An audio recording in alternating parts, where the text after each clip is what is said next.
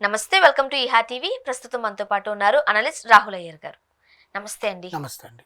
రాహుల్ గారు, ప్రస్తుతం డాక్టర్ సుమంత్ రెడ్డికి సంబంధించిన వ్యవహారం ఏదైతే ఈ హత్య ప్లానింగ్ ఉండిందో మొత్తం సోషల్ మీడియా అంతా కూడా వైరల్ అవుతుంది. అసలు ఏం జరిగింది? ఎంతో ఇష్టపడి ప్రేమించి పెళ్లి చేసుకున్న జంట సుమంత్ రెడ్డి అండ్ వాళ్ళ వైఫ్ ఎవరైతే ఉన్నారో, సో 8 ఏళ్ల క్రితం పెళ్లి చేసుకున్నారు. ఇద్దరు ఉన్నతమైన వృత్తిలో ఒక ఉద్యోగం చేయాలని, ఆమె లెక్చరర్గా ఒక హాస్పిటల్ పెట్టుకొని ప్రజలకి సేవలు అందించాలి డాక్టర్గా. ఇతను ఎంత మంచివాడంటే అంత మంచివాడు. భార్యకి ఏది కావాలంటే అది ప్రేమించి పెళ్లి చేసుకున్నాడు. ప్రేమ ఉంటుంది కదా, అంత ప్రేమించి పెళ్లి చేసుకొని 8 ఏళ్ళు కాపురం చేసి పిల్లలుండి తర్వాత ఆ అమ్మాయి వేరే ఊరికి ట్రాన్స్ఫర్ అయ్యి లెక్చరర్గా పనిచేస్తున్న క్రమంలో ఎవడో ఒక ఆకతాయి విధవ ఆమెకి పరిచయం అవ్వడం.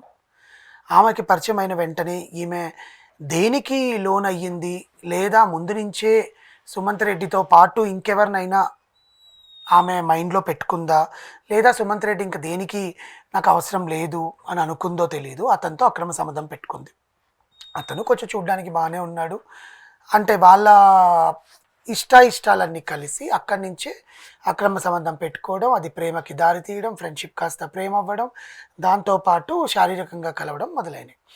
ఇంకా శారీరకంగా కలిసిన తర్వాత సుమంత్ రెడ్డికి అది తెలిసింది. ఎలా తెలిసింది? ఇన్స్టాగ్రామ్లో ఈమె మెసేజ్లు చేస్తుంటే ఫోన్లోంచి చూశాడు వాడు. ఒకరోజు ఫోన్ తీసుకొని నార్మల్గా ఇన్స్టాగ్రామ్లో చెక్ చేస్తుంటే ఇన్స్టాగ్రామ్ మెసేజెస్లో ఉన్నాయి, ఒక లెక్చరర్ అయ్యుండి నీకన్నా వయసులో తక్కువైనా ఒక అతన్ని నువ్వు ఎందుకు ప్రేమిస్తున్నావు, అసలు ఈ చాటింగ్లు ఏంటి, ఈ ఫోటోలు ఏంటి, నగ్నంగా ఫోటోలు పంపించడం ఏంటి, ఇన్ని క్వశ్చన్స్ అడిగి నువ్వు ఇలాంటివి చెయ్యొద్దు, మన రిలేషన్ పాడైపోతుంది, ఎంతో నమ్ముకొని మన ఇద్దరం ఒక వృత్తిలో ఉంటున్నాము, ఆ వృత్తికి రెప్యుటేషన్ ప్రాబ్లం అవుతుంది, నేను ఒక హాస్పిటల్ పెట్టుకొని వర్క్ చేస్తున్నాను, ఇక్కడ మనకంటూ ఒక పేరు అనేది ఉంది, ఇలాంటివి నువ్వు చేసావంటే ఒక డాక్టర్ భార్య ఇలా చేసింది అన్న పేరు వస్తుంది అన్నదంతో ఆమెకి మైండ్లో పడిపోయింది. ఓహో, నువ్వు డాక్టర్ భార్య అంటే నీకు రెప్యుటేషన్ ప్రాబ్లం అవుతుందని, నా సుఖాన్ని నువ్వు వద్దనుకుంటున్నావు అని సినిమా రేంజ్లో ప్లాన్ వేసింది. ఏమని? భర్తని చంపేయాలి, బాబోయ్, భర్తని ఇంకా అసలు ఉండకూడదు. భర్త నన్ను ఎదిరించాడు, నన్ను మందలించాడు, అసలు ఎంత ప్రేమించి నేను ఇతన్ని పెళ్లి చేసుకుంటే నా ఇష్టాన్ని కాదంటున్నాడు అంటే, అంతకు ముందు వరకు ఈమె ఇష్టాలన్నీ తీర్చిన భర్త ఇది కూడా తీర్చాలని ఆమె ఉద్దేశం. అది ఎలాగా, ఎట్లా ఆలోచించారు తను? అది సైకోతత్వం అంటారు, లేకపోతే ఇలాంటివన్నీ. ఇప్పుడు ఏంటంటే, ఒక మనిషిని నువ్వు ప్రేమించి పెళ్లి చేసుకున్నప్పుడు ఇంకొక మనిషికి ఆకర్షణకి ఎలా లోన్ అవుతావో అది అర్థం కావట్లా. సరే, 8 ఏళ్ల తర్వాత ఇప్పుడు లవ్లో ఉంటే మనం ట్రయాంగిల్ లవ్ స్టోరీస్ చాలా చూస్తున్నాం. ఈ మధ్య దానికి బెంచింగ్ అని పేరు పెట్టారు కొత్తగా. కొత్త జనరేషన్ వాళ్ళు పెట్టిన పేరు బెంచింగ్. అంటే నేను ఒక పర్సన్ ఒక అమ్మాయిని ప్రేమిస్తున్నాడు అనుకోండి, ఇంకొక అమ్మాయి కూడా లైన్లో ఉండొచ్చు, ఆమె బెంచ్లో ఉన్నట్టు. ఈమె ఓకే చెప్తే ఆమె నో, ఈమె ఎప్పుడైతే విడిపోతుందో ఆమె ఎంట్రీ ఇస్తుంది, దాన్ని బెంచింగ్. ఆమె కూడా అలాగే చేసుకోవచ్చు. ఆ బెంచింగ్ని ఈమె ఫాలో అయిందనమాట. సో నా భర్త ఉన్నాడు, నా భర్త ఆమె పెళ్ళైన తర్వాత నేను ఎందుకు పాటించకూడదని ఈమె ఫీల్ అయింది. సో అలా ఈమె అతనితో చాటింగులు చేయడము, అతనితో రోజు బైకుల మీద తిరగడాలు. ఊరు కదండి, లెక్చరర్గా వెళ్తున్నప్పుడు తెలుస్తుంది కదా, స్టూడెంట్స్ కూడా చెప్తారు కదా, అరే డాక్టర్ గారి వైఫ్ కదా, ఏంటి ఆమె ఏమి పాఠాలు చెప్తోంది, దీన్ని బట్టి అర్థమవుతుందా. ఆ పర్సన్ కూడా ఏదైతే ఆ లెక్చరర్ పరిధిలో ఉంటాడో అమ్మాయి కన్నా 10 ఏళ్ళు చిన్న అంట, ఎవరైతే లవ్ చేసి. ఆ పర్సన్కి ఒక కానిస్టేబుల్ ఫ్రెండ్, ఏఆర్ కానిస్టేబుల్ రాజు అని ఫ్రెండ్. సో వీళ్ళిద్దరూ ఈమెకి హెల్ప్ చేసి భర్తని లేపేద్దామని ప్లాన్ చేశారు. ఎలా? రోడ్డు మీద వస్తుంటే ఒక యాక్సిడెంట్ లాగా ఉండాలి, అది యాక్సిడెంట్ జరిగినట్టు క్రియేట్ చేయాలి. సో చేతులకు మట్టి అంటకూడదు, అమ్మో లబో దిబో అని వెళ్ళి మళ్ళీ ఆస్కార్ లెవెల్లో యాక్టింగ్ చేయాలి. నా భర్తని రోడ్డు ప్రమాదం చేసేసుకుంది, ఆ రోడ్డు మీద మీరు పోకండి, ఇవి చెయ్యొద్దు అవి చెయ్యొద్దు అని చెప్పడానికి. ఏం చేసింది? ముందు రోజు నైట్ భర్తకు కావాల్సినటువన్నీ వండి పెట్టింది. 2-3 రోజుల నుంచి భర్తకు చెప్పినట్టే నటించుకుంటున్నట్టుగా వాడి ప్లాన్లో వాళ్ళు ఉంచుకున్నట్టు ఒక 8 మంది దుండగుల్ని ఇక్కడ హైదరాబాద్ శివార్ల ప్రాంతాల్లో ఉంటారు కదా, కాజీపేట్, మహబూబాద్, కొత్తూరు, హైదరాబాద్ శివార్లు, ఈ ప్రాంతాల నుంచి ఒక 8 మందిని పిలిపించింది. వాళ్ళకి ఏం చేసింది? ఈమె దగ్గర ఉండే గోల్డు, వీడి హాస్పిటల్కి వస్తుంటాయి కదా డబ్బులు, అవన్నీ పోగేసి మంచి రెప్యుటేషన్ ఉన్న డాక్టరే కదా. డాక్టర్ సుమంత్ రెడ్డి అతన్ని చంపేస్తే తన లైఫ్ ఏమవుతుందో ఆలోచించుకోలేదు. వాడు ఉన్నాడు కదా సుమన్. వాడేంటి సోపా అంటే అదే ఇప్పుడు ఆమె మైండ్ లో అదే, ఇప్పుడు నా భర్త కన్నా అతను నాకు ఇంపార్టెంట్, అతనితోనే నాకు ఫినాన్షియల్ గా happiness ఉంది. సెటిల్డ్ అతను. చిన్న పిల్లాడండి, ఎట్లా సెటిల్డ్ అవుతాడు? ఈమెకు ఆస్తుంది, ఇప్పుడు భర్త సంపాదించినంత ఈమెకే కదా. ఓహో. సో భర్త రోడ్డు ప్రమాదంలో చనిపోతే ఇన్సూరెన్స్ వస్తుంది, అంతే కదా. భర్త ఆస్తి అంతా పిల్లలకు వస్తుంది. భర్త పిల్లలు ఉండే ఉన్నారు హాస్పిటల్ వీళ్ళకి. ఉన్నారు, భర్త ఉండే హాస్పిటల్ అంతా ఈమె పేరు మీదే ఉంటుంది, ఓన్ స్థలం అది. ఇప్పుడు ఆమె డాక్టర్ కాదు, హాస్పిటల్ మూత పడితే ఈమెకి ఎట్లాగా? మూతపడ్డం ఎలా అవుతుంది? ఇప్పుడు ఆమె ఆయన సొంత హాస్పిటల్ పెట్టుకొని, ఇప్పుడు ఆయన హాస్పిటల్లో జూనియర్ డాక్టర్లు కూడా ఉంటారు కదా, వేరే వేరే డాక్టర్లు.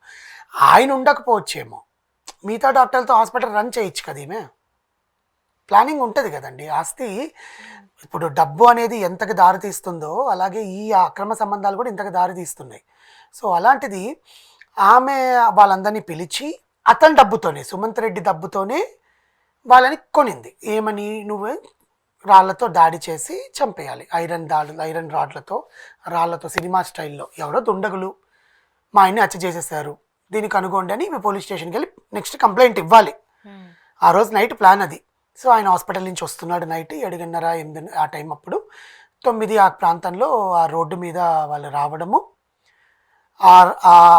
పెద్ద పెద్ద రాళ్ళు ఉంటాయి కదా, సిమెంట్ దిన్నెల్లాగా, ఆ రాళ్ళు తీసుకొని కారద్దాలు పగలగొట్టి వాని ఆ తల మీద పగలగొట్టడము, ఐరన్ రాడ్డుతో కొట్టడము, చనిపోయాడు అనుకొని పరారైపోయి వెళ్ళిపోయారు. ఈమె నీట్గా ఇంకా మా ఆయన చనిపోయాడు, మా ఆయన రాలేదండి ఇంకా ఇంటికి, ఏమైందో నాకు భయం వేస్తుందని ఈమె పోలీస్ స్టేషన్కి వెళ్ళి కంప్లైంట్ ఇవ్వాలి.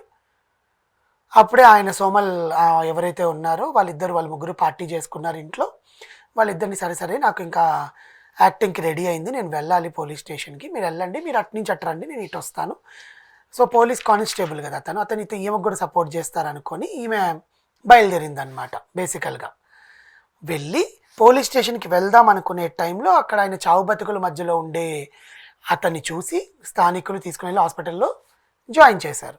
హాస్పిటల్లో జాయిన్ చేసేసరికి ఈమె అనుకున్నదంతా రివర్స్ అయిపోయింది. వాడు చనిపోతాడు అనుకున్నాను, బతికాడు. ఇప్పుడు గట్టిగానే దెబ్బలు తగిలాయి. కానీ బతికాడు, అబ్బాయి ప్రాణం గట్టిది, బతికాడు.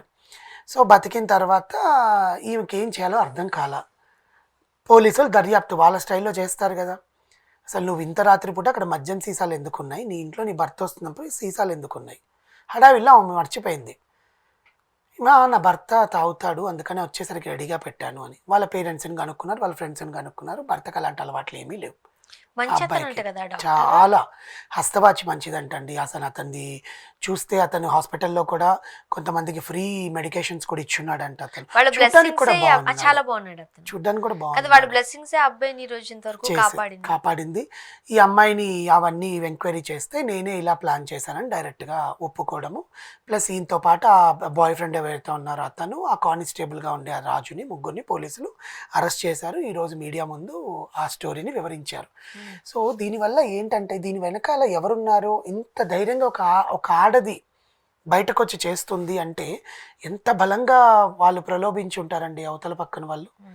సో అంటే భర్త ప్రేమించి పెళ్లి చేసుకున్నావు, సరే అరేంజ్డ్ మ్యారేజ్ అంటేనా పెద్దలకి ఇష్టం లేకుండా చేసుకొని ఎవరినో పెట్టుకున్నావు కాబట్టి అది కూడా తప్పే. కానీ నువ్వు విడాకులు ఇచ్చుకొని చేసుకోవచ్చు. ప్రేమించిన అతనికి తో ఉండాలి, అతని డబ్బు కావాలి, అతని పరపతి కావాలి, ఒక డాక్టర్ భార్యగాను పేరు ఉండాలి, బట్ ఇతను కూడా ఉండాలి.